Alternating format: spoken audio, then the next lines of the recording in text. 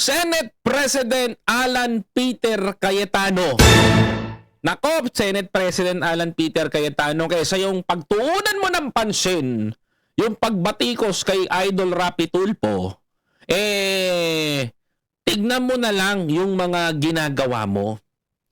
Tiba't mas may kapaki-pakinabang pa, mga kababayan ko, si Senator Rapi Tulfo, yung Tulfo Brothers, na sinasabi mong ipatulpo mo, mga kababayan ko, yung ginagawa nila sa taong bayan. Ikaw, pag-usapan natin sa mas mababang paraan upang mas maunawaan ng mga tatanga-tangang taga-suporta ninyo. Makinig ka. Hindi porke senador ka, hindi ka pupunahin dito. Dito, kaya ka namin punahin because you are public servant and kami ang employer mo. Karapatan namin pagsabihan ka, karapatan namin sabihin ito sa harapan mo. Mga kababayan, ano nga ba ito? Bakit nga ba sila nagtatalo ni Senator Rapi Tulfo? At sinagot ho niya dahil mo sa sinabi ni Senator Rapi Tulfo na wag kang duwag, pumasok ka. Hindi naman masama yung sinabi ni Idol Rapi na pumasok ka. Tama naman yun. Karapatan nilang din sabihin din yun sa'yo na ikaw bilang Senate President, hinayupak ka, ay pumasok ka. Magtrabaho ka, pinapasahod ka ng bayan, buha ka ng ina ka. Ang lakas ng loob mo magsalita, ang lakas ng loob mong magyabang dun sa Senado, ang ending, ano ngayon? Diba? Tatahi-tahimik ka. Sasabihin mo, the Senate is under attack? Ang pinag-uusapan dito yung pagpasok mo, hindi yung pag-atake ng kuno na ginawa ninyo. Tapos sasagot ka kay Senator Rapi Tulfo ngayon. Babanat ka ng kung ano-ano. Bakit? Hindi kung hindi lang daw sila Tulfo, ang sabi pa ng Senate President na to, no? Makinig ka, kundi lang Tulfo, may nagpatulpo na din daw kagad sila. Mga kababayan ko, ibinida pa nitong Senate President na to yung kanyang ang mga Duterte. Yan na nalalaman ko, hindi na naman magtataka kasi nung panahon ng mga DDS, kaya hindi kita binotong Vice President, walang kwenta ka. Kaya BBM kami nun si Bongbong ang Vice President namin. Kaya wala kami pakialam sa'yo, kawatano. 10K na nga lang, di mo pa mahugot Gusto mo, ngayon nag-Senate President ka, wala pa rin. Tignan nyo mga kababayan ko, kalokohan nitong ni Kawatano. Panoorin nyo tong video na to. Siguro that's one reason why gigil na digil ang mga kapatid na Senator Tulfo na aside from the Fumitis, aside from yung pagiging malakit sa Malacanang, let me address that. Sabi ni Senator Tulfo, pag hindi ako nagpakita sa session hall ay ako'y duwag. Ang kaduwagan po ay nanuugat yan sa ano ba ang purpose at trabaho mo. Okay, pag-usapan natin yan. Ang kaduwagan daw ay namumuot. Ang kaduwagan, mga kababayan ko. Okay. Let's elaborate nung ano yung mga sinabi ni Alan. Eto, nag-ugat, sabi niya gano'n, pakinggan niyo mabuti, ha? Ito. Pakinggan niyo. Siguro that's one reason why gigil na digil ang mga kapatid na Senator Tulfo na aside from the Fumitis, aside from yung pagiging malakit sa Malacanang, let me address that. Sabi ni Senator Tulfo, pag hindi ako nagpakita sa session hall ay ako'y duwag. Kat, duwag. Tama na yun. Alam, nagtataka ka pa ba? Duwag ka naman talaga. Diba? Duwag. Di na ako magtataka. Alam mo, yung Tulfo Brothers, wala akong makitang wala akong makitang error sa gusto nilang mangyari. To be honest, wala akong makita na error sa gusto nilang mangyari. Honestly, mga kababayan ko, they are doing their job as a senator. Para sa akin, ewan ko, para sa inyo. Ako, nakikita ko, they are fighting for the rights of the Filipino people. They are fighting sa mga bumoto sa kanila para gampanan yung trabaho nila. 'Di ba, Alan? sasabihin mo, ito, ganito, ganyan, ganito, keso ganyan, kasi badiya, baka duwag ako. Kung sabihan nga ni Senator Tulfo na ganun, duwag ka talaga. Ayaw mong pumasok sa Senate, sa Senado. Biruin mo, two days nang wala nang ginagawang batas. Diba, imagine mo, tama talaga yung sinabi ni Franklin D. Drilon eh. Ikaw ang haring walang kaharian. On my term, sa termino ko, Senate President na walang kwenta.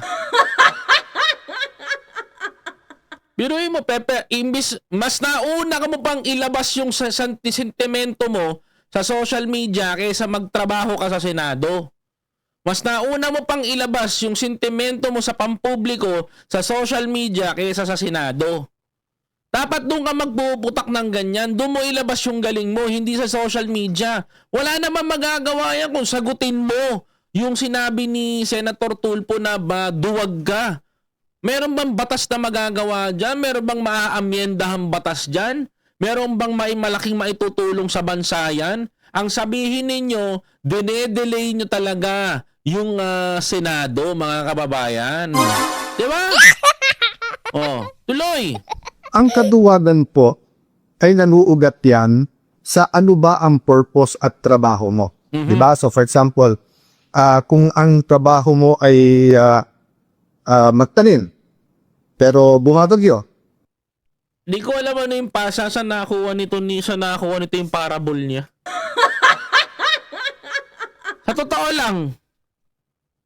totoo lang, Alan, hindi ko alam sa mo nakuha yung parable mo. Grabe po yung kidlat.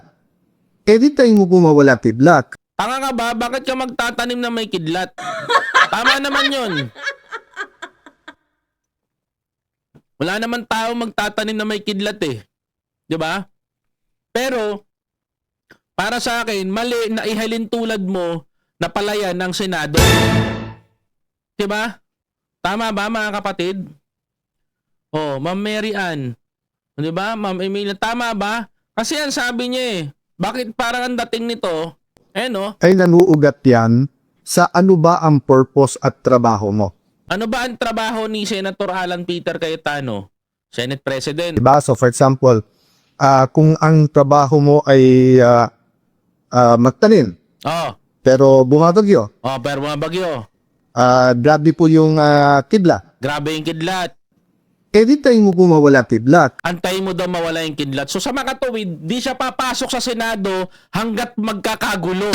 Ang tanong, sino gumagawa ng gulo? Hindi ba't kayo? So antayin nyo muna mag-cool down yung pagtatantrums nyo bago kayo pumasok ng Senado. Ang galing! Ang galing ng mga putaragis na doon, no? Yan ang punto niya, Kasi it's not a matter of tapam. Magtatanim ka na, tamaan ka naman ng kidlat. Magtatanim nga daw siya, tatamaan nga naman ng kidlat. Diba? So, nakuha ko yung point of view mo. Hindi kayo papasok hanggat may gulo. Sinong tarantadong gagawa nun? Tsaka wag mo iailin tulad na palayan ng Senado. At wag mo iailin tulad na ang Senado at ang kidlat ay yung mga kalaban nyo. Diba? Sa mga tuwid, kung tamaan man kayo ng kidlat sa Senado habang nagtatanim kayo ng katarantaduhan nyo, problema nyo na yun kung pinuna kayo ng mga matitino. Kung sa bagay, kayo yung nasa lupa, habang nasa langit yung mga senador na maayos, kapag nagalit sa inyo at makukuryente kayo sa mga sasabihin talaga nila, tatamaan talaga kayo ng kidlat. Sa mga tuwid, mga kababayan ko, takot makuryente ang Duterte senators sa kanilang kalokohan. Bingo! Ate, sa bibig nila nang galing, di ba? Dali babes. ganun din sa sundalo. Hindi natin isusubo ang sundalo natin sa mga bagay na suicide ang mission.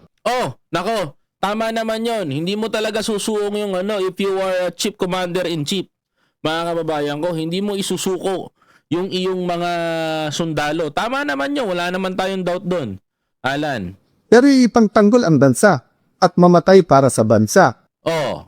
Hindi lang sundalo, dapat pati kayong mga senador. Ay, ako, para Putsang ina, totoo ba yan? What? Alan, parang mapapatayo ko sa upuan nito. Sa totoo lang, nakakagigil ka. Parang ang dating ito, bayani patingin mo sa sarili mo. Hoy, papaalala ko lang sa'yo, nung pandemic wala pa yung 10K mo. Ang daming umasa sa'yo. Wala pa yung 10K nung pandemic, paasa ka. Tapos sasabihin mo, bayani ang tingin mo sa sarili mo. Kami rin mga senador. Talaga ba? Niloloko mo ba ako, Alan? Nakakaloko to eh. Oh, isa pa.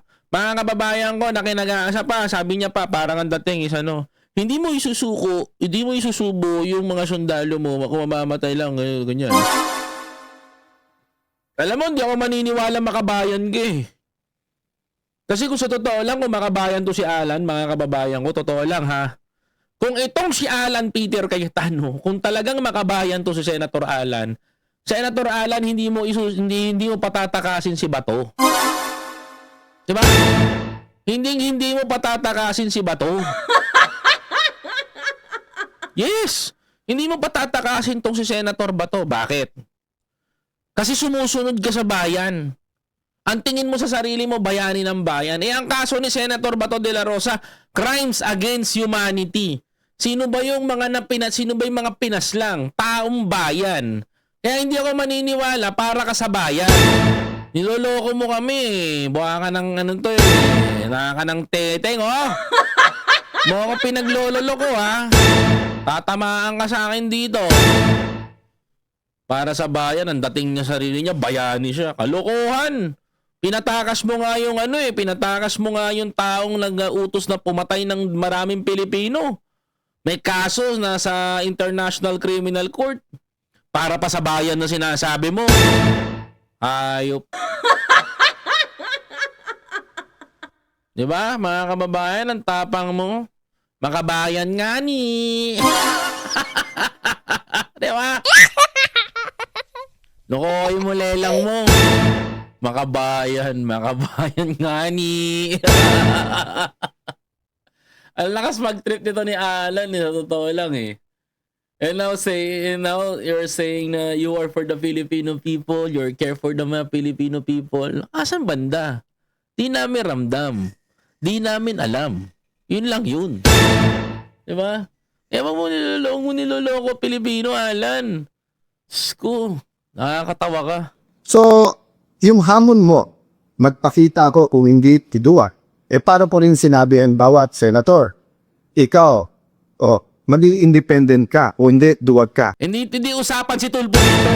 Ang usapan dito sa sarili mo. Ikaw ang hinahamon, puro ka palusot. Papasok ka ba o hindi, ganun lang.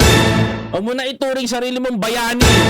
Walang bayaning nagpapatakas ng taong magpapatay ng tao at may taksil. Tandaan mo, ang taong bayan na nagsasalita niyan, ikaw self-proclaim na bayani. What do you think? Is the former President Duterte is a hero? And you're also a hero? Especially his stupid daughter is a hero?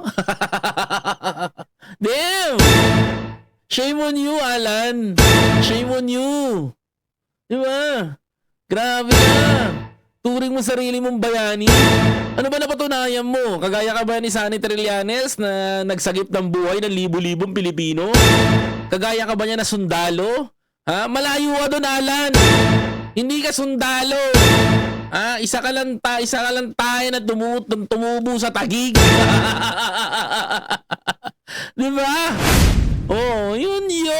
Masakit na katotohanan yun, Alan. Diba? Diyos ko. Tinubuan lang tayo. Parang ito yung tayong tumubo sa tagig. Diba? Kasi, sabihin mo, bayani nga, tuturo mo. Ikaw ang tinatanong ni Senator Tulfo. Duwag ka pag hindi ka pumasok.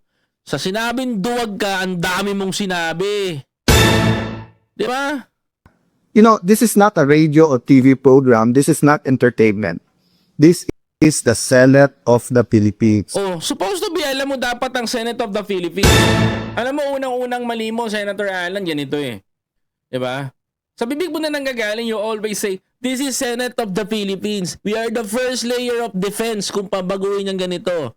Yeah, we know we know na alam namin na isa kayo sa mga first defense. Pero yung first defense natin ang unang mahina.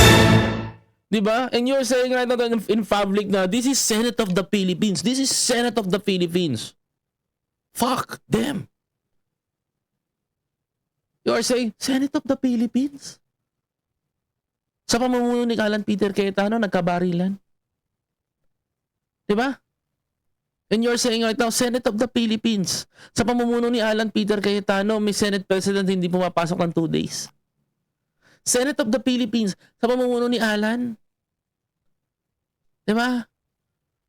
Uy, Alan. Tangina ka, pinapapasok ka lang ni Senator Rapi Tulfo. Pinapapasok ka lang. Okay? Pinapapasok ka lang sa Senado. Okay, kumalma ka. Diba? Pinapapasok ka lang ng tao, pinapapasok ka lang sa Senado, pinapapasok ka para pumasok ka, hindi ka para maggumawa ng eme dyan.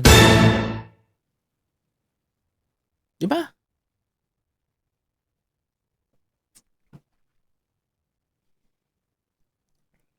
Yun. Pumasok ka. Yun ang hinahanap nila. So we have to be more professional. Kung hindi ka lang Tulfo at kung hindi ng Tulfo si kapatid mong si Erwin, sinumbong ko lang kayo kay Tulfo eh. Diba? Ang galing yung gago. Ito, joke niya na lang to eh. Pero ang reality is, because nandiyan kayo, because you have a strong voice, use it for the good of the country. There are also issues facing you. So you ask Joel Villanueva, you ask Jingo Estrada, Tinakot niyo pa. you ask Chis Escudero to face it squarely. So face the issues also squarely. Wag yung itigilan natin yung Blue Ribbon na committee and then gagawin natin personal yung lahat ng issues. There are issues facing all of us. Kasi yung Blue Ribbon Committee, dinadrive nyo kasi kung saan-saan. Yun lang yun. Pag si Marcoleta nagtanong, dinadrive niya kung saan-saan. Yung narrative niya ang masusunod, hindi yung narrative ng mga nagsasalaysay. Magkaiba ang pananaw nyo sa Blue Ribbon. Pati ba naman Senator Tulfo, lahat na nung pinapay, binintan nyo sa amin. Nung panahon ni President Duterte, kampi kayo sa drug war. Ngayon naman, balikta. Tapos lahat ng pinatay, sinisin nyo. So, pati ba naman internet at saka aircon, sa akin nyo pa rin sinisik. Nako. Hindi naman usapin yung aircon or what. Basta, ako mga kababayan ko, stick pa rin ako sa sinasabi ni Senator Tulfo dito. Ako, I guess po, ang point of view ko kay Senator Tulfo eh. Kasi si Alan, maling-mali siya dito. Ang usapan lang dito, pinapapasok ka, huwag kang mag-inaso. O baka murder pa yung kaso na yan, ha? Murder kasi pinakay ang wifi at yung kuryente. Common. Alam mo, ang dami mong sinabi, bro. Alam mo, it's 15 minutes na nagsaysay yan si Senator Alan. Nagstorya ba? Sa 10 minutes niya nagstorya, mga kababayan ko, ang dami niyang palusot. Ang sinabi lang ni Senator Tulfo sa'yo, pumasok ka. Pinapapasok ka. Ang dami mong sinabi. Alam mo yun? Napakarami mong sinabing salita, pinapapasok ka lang, hindi ka naman inaaway, hindi ka naman kinukutya. 'Di ba? Pinapapasok ka lang, pinapapasok ka ni Senator Tulfo. Huwag ka daw duwag. Takot na takot kang pumasok sa Senado. Yun lang yun, Alan. Wala nang iba. Pinapapasok ka lang. Wala silang gustong paano kundi pumasok ka sa Senado at mag-report ka bilang Senate President. Sa dami mong sinabi, ang sinabi lang ni Tulfo, yung duwag, ang dami mo pang kinuda. Ganun ka katakot, Alan. Diyos ko naman, oo. Ayan ako, Alan. Diyos ko po. Kaya abangan niya mga kababayan ko, may part 2 pa yan. Please don't forget to follow, like, comment, share, and subscribe.